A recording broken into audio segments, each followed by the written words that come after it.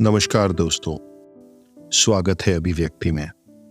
आज हम बात करेंगे एक ऐसे कवि की जिन्होंने रोजमर्रा की जिंदगी को कविताओं में ढाला, जिन्होंने साधारण से लगने वाले पलों में असाधारण सौंदर्य ढूंढा। नरेश सक्सेना जी की कविताएं जीवन के उन छोटे छोटे क्षणों को पकड़ती हैं जो हमारे आसपास बिखरे पड़े हैं, लेकिन हम अक्सर उन्हें अनदेखा कर जाते हैं। आज हम उनकी कुछ कविताएं भी सुनेंगे जो हमें जीवन को एक नए नजरिए से देखना सिखाती हैं। आज की कड़ी कुछ और भी खास है। पिछले हफ्ते जब मैं वियतनाम से लौटा तो मेज पर एक किताब रखी थी। कवि ने कहा, नरेश सक्सेना। विधि ने मंगवाई थी। विधि की किताबें एक से बढ़कर एक है। आप समझ लेंगे क्यों। बस पिछली 2 किताबों का नाम बता देता हूं। उसने कहा था गुलेरी जी का कहानी संग्रह,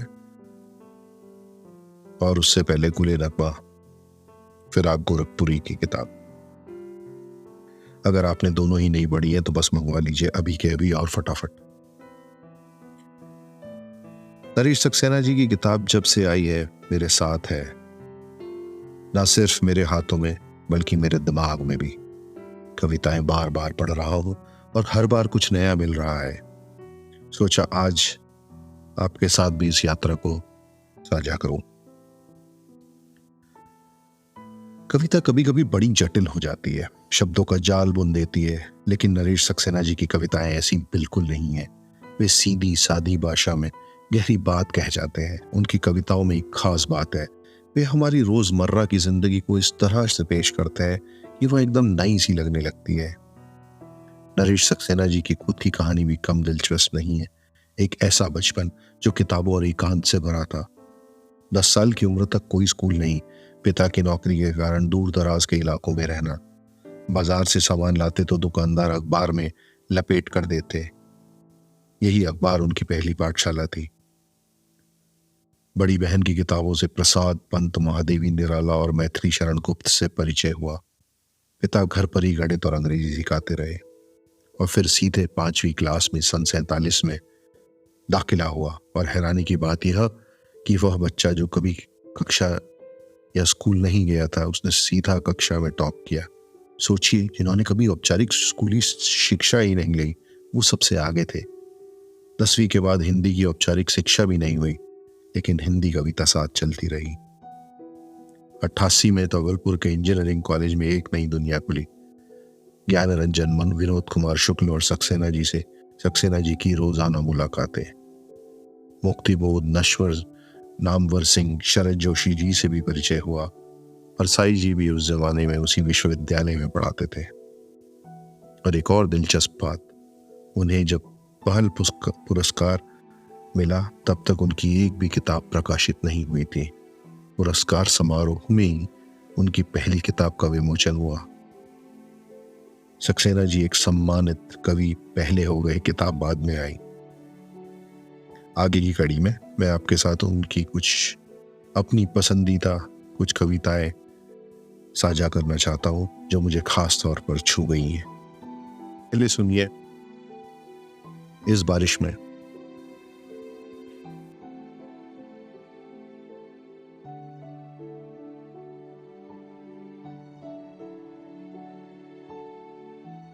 जिसके पास चली गई मेरी जमीन, जिसके पास चली गई मेरी जमीन, उसी के पास मेरी बारिश भी चली गई। अब जो गिरती है काली घटाएं, उसी के लिए गिरती हैं। कूकती हैं कोयले, उसी के लिए उठती है धरती के सीने से सौंधी सुगंध। अब नहीं मेरे लिए हल नहीं, बैल नहीं, खेतों की गैल नहीं, एक हरी बूंद नहीं, तोते नहीं, ताल नहीं, नदी नहीं, आद्रा नक्षत्र नहीं, कजरी मल्हार नहीं मेरे लिए। जिसकी नहीं कोई जमीन, उसका नहीं कोई आसमां।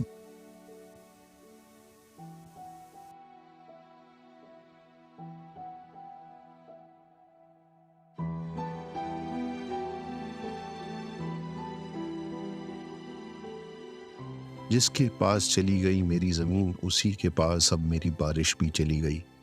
इन पंक्तियों में कितना दर्द है, कितनी गहरी पीड़ा है। यह सिर्फ जमीन खोने की बात नहीं है, यह उस पूरी दुनिया को खोने की बात है जो उस जमीन से जुड़ी थी।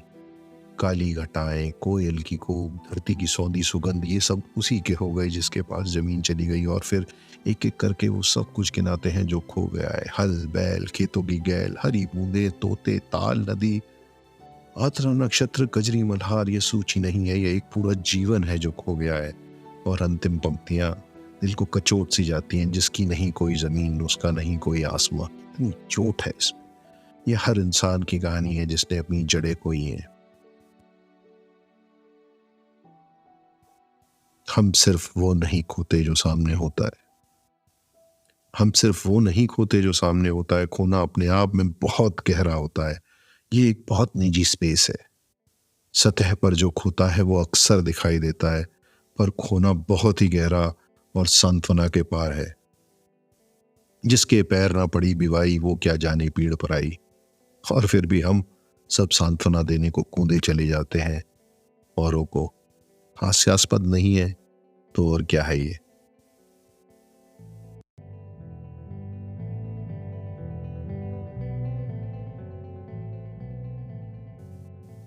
चलिए अब सुनते हैं उनकी दूसरी कविता पार। पुल पार करने से पुल पार होता है, नदी पार नहीं होती। नदी पार नहीं होती नदी में धंसे बिना। नदी में धंसे बिना पुल का अर्थ भी समझ में नहीं आता। नदी में धंसे बिना पुल पार करने से पुल पार नहीं होता, सिर्फ लोहा लंगड़ पार होता है। कुछ भी नहीं होता पार नदी में धंसे बिना। ना पुल पार होता है, ना नदी पार होती है।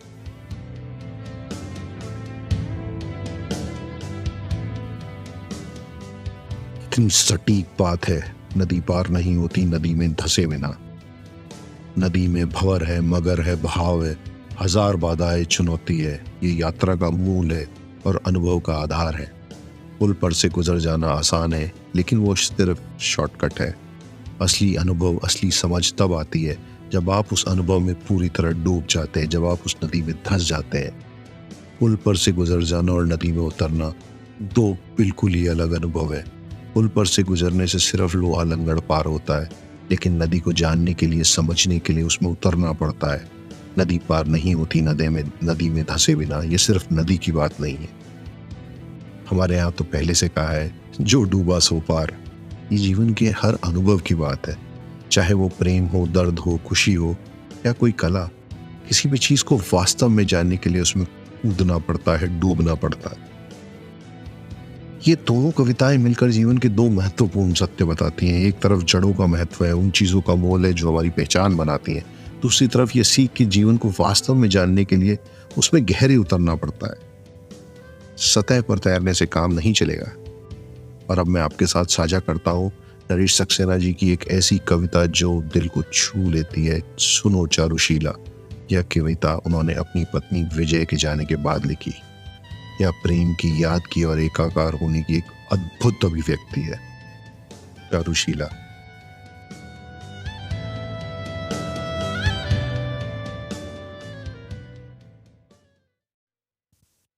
तुम अपनी दो आंखों से देखती हो एक दृश्य, दो हाथों से करती हो एक काम, दो पांवों से दो रास्तों पर नहीं एक ही पर चलती हो।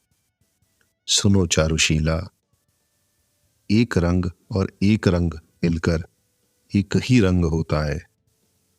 एक बादल और एक बादल मिलकर एक ही बादल होता है। एक नदी और एक नदी मिलकर एक ही नदी होती है।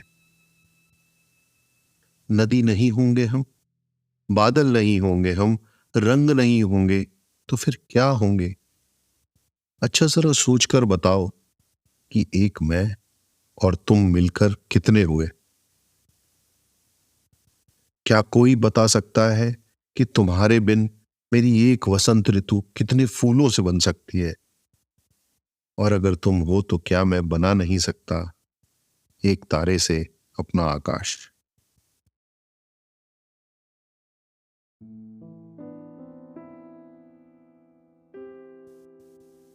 कितनी सहज और सरल भाषा में कवि ने गहरे प्रेम और अटूट रिश्ते को बयान किया है।